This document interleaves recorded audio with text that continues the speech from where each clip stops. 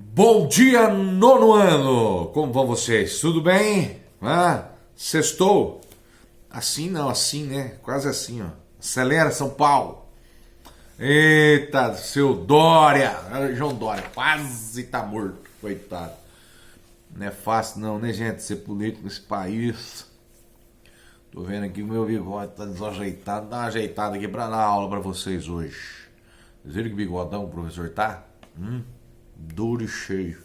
Cheio de falha. Queridos, sexta-feira chegou, clima gostoso, delícia. E nós aqui estamos para mais uma aula da nossa filosofia. Vamos lá então? Viver em busca do bem. Foi isso que nós falamos nas nossas duas primeiras aulas. Navegar é preciso. A necessidade que o ser humano tem de ter o desbravamento. Ter a iniciativa de realmente sair do seu lugar e até outro determinado lugar. E veja, nós estamos aqui, nessa aula de hoje, embasados num poema muito maneiro, tá? Que foi ressignificado por Fernando Pessoa, ok? Um grande poeta português que vocês já devem ter ouvido falar, que viveu ali no século XIX e início do século XX. E por que o poema dele é ressignificado? Porque esse mesmo poema, ele é dado como se fosse do general romano Pompeu, tá? Ali de um século antes de Cristo, que ele trazia a necessidade dos seus marinheiros estarem animados a estarem saindo para o mar. Vocês imaginam o seguinte, olha, é uma coisa de doido. Quando você sai, vai à praia, é uma delícia, né? Você já saiu navegar? E você já encarou alguma situação de mar bravo? Eu não encarei, mas eu imagino. Você sabe por que eu imagino? Porque eu encarei o Rio Paraná bravo. Como assim, professor? Por duas situações, duas condições eu já passei ali de muito medo, muito medo. Nós estávamos em uma das prainhas e aí veio um temporalzão, tal, pretejou tudo, azulou o negócio. E aí nós tivemos inclusive que esconder atrás de uma casinha por causa do vento. O vento batia, carregava areia nas nossas canelas assim. E eu tinha o Davizinho pequeno. E aí veio aquele vendaval. E aí a gente viu que o rio ficou bastante agitado, mas passou aquele vendaval, passou aquela chuva rápida, bem pesada assim, e nós ficamos por ali. Uma meia hora depois, o comandante da navegação, da embarcação, falou, olha, vamos embora. E um dos integrantes dos caras que estavam com a gente, que ia estar na embarcação, falou, o rio ainda está muito, muito mexido. E só que a gente estava na prainha e a gente não conseguia ver isso. Você via o rio chegando ali normal. E você só via no meio do rio algumas espuminhas assim, sabe? Coisa tranquila. Tranquilo. Menino do céu, a hora que nós entramos nessa embarcação, saímos uns 100 metros da prainha, rumo ao centro do canal do rio, cara do céu. Cada onda de 1 metro de altura parecia que engolia a lancha. E o cara por aqui, cortando aquelas biques daquelas ondas, passou por trás da ilha e começou a cortar o canal para atravessar, para vir para margem aqui já do Porto Rico, Porto São José, que nós estávamos na praia lá no Porto São José. Cara, vou dizer um negócio pra você. Não morri do coração aquele dia porque não era dia. Tudo bem, você é professor, você não sabe nadar? Sei, mas sou limitado. Agora você imagina dentro do rio, revolto, do jeito que... Cara, tinha onda de mais de metro, aquele negócio mexendo. É uma loucura. Você enfiava a lancha assim, parecia que ia entrar dentro da água, a água subia pra cima da lancha e ia acelerando. E outra vez nós estávamos com a lancha maior. Aquelas ondas batiam assim, a lancha balançava.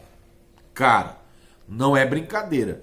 Isso porque força do motor, casco de fibra, todo mundo de colete, tá? Todo mundo de colete, E o professor ainda com medo. Agora você imagina aquela época, lá atrás, os caras não tinham essa tecnologia. A navegação era feita o quê? No vento. E daí? Tinha que esperar a força do vento, a velocidade do vento. Se caísse no mar, e daí como é que ia fazer? Não tinha, não havia salva-vidas. O cara tinha que arrumar um pedaço de madeira lá e tocar o barco. E daí como é que faz? Então, Pompeu, que era o generalzão que comandava algumas expedições em relação a isso, ele trouxe esse poema que depois Fernando Pessoa, já no final do século XIX, início do século XX, ele trouxe essa ressignificação. Navegar é preciso. Navegadores antigos, está lá na página 7 da apostila de vocês, Navegadores antigos tinham uma frase gloriosa. Olha só. Navegar é preciso, viver não é preciso. Por que será que ele falava que navegar é preciso, viver não é preciso? Porque o cara tinha que sair do lugar onde ele estava. Ele tinha que ter uma perspectiva em busca de viver bem. Agora o cara fica ali paradinho, vou viver. Viver o quê? Viver essa vida morna que você vive? Saia do seu lugar, embarque nessa navegação, mesmo sabendo se vai dar certo lá no final, mas você tem que ter a ousadia. Era isso que o Pompeu queria incentivar nos seus marinheiros. Então olha só, navegar é preciso, viver não é preciso.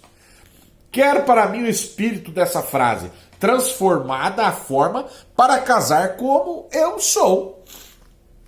Ele precisava disso para implantar no espírito dele algo que fosse de coragem para viver. Viver não é necessário.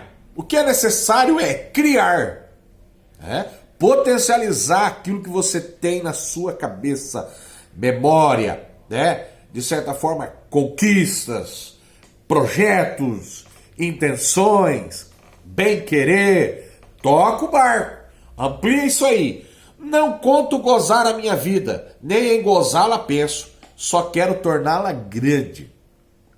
Os caras queriam ficar com o nome marcado na história, independente se houvesse algum naufrágio ou não. Herculano saiu conquistar o mundo e naufragou com 60 marinheiros. Mas saiu navegar e desbravar e encontrar novos povos, novas terras, conquistar algo. Só quero torná-la de toda a humanidade, ainda que para isso tenha de perder como a minha. Olha só, o cara não tinha problema em perder a sua própria vida, o que ele queria era conquistar. Então, aí por isso que eu acabei de ler esse poema, porque é onde está embasado a aula de hoje, falando sobre a condição que viver não é preciso. Como assim? Olha, foi colocado lá no século XV e século XVI, quando as grandes navegações estavam bombando, um cartógrafo chamado Olaus Magnus, sueco, ele publicou na Itália uma carta marina que trazia algumas imagens. Dá uma olhada nas imagens aí na página 6 da apostila de vocês. Que na região chamada Escandinávia, ela tinha lá em alguns corredores essas situações, supostos monstros que eles iriam encontrar nos mares. E os defensores de que a Terra era plana. E daí? Você ia navegando, daqui a pouco, e aí, como é que faz? Então, as cartas marítimas escritas lá atrás, elas tinham estas suposições. E agora você imagina o cara embarcar naquela caravela à madeira. Tudo bem, talvez podia para aquela época dar alguma segurança às pessoas. Era aquilo que eles tinham para aquele momento. Fala nisso, você tá com o olho azul hoje, Heber. Parabéns. Navegar é preciso. Então, olha só. Você precisa entender que navegar é preciso. Olha. E viver é preciso também. Viver essas novas experiências. Veja só. O cartógrafo sueco, Olaus Magnus, ele divulgou essa carta com essa imagem aí que eu mostrei para vocês. Depois, o cartógrafo alemão Sebastian Muster produziu uma obra em 4 volumes denominada Cosmografia Universal. Nela, entre outros assuntos, reuniu figuras de monstros e feras terrestres ilustrados em diferentes partes da Carta Marina. Olha só, e ele acabou compilando de novo. Gente, cuidado com os monstros. Olha o tamanho dos monstros. Olha os monstros.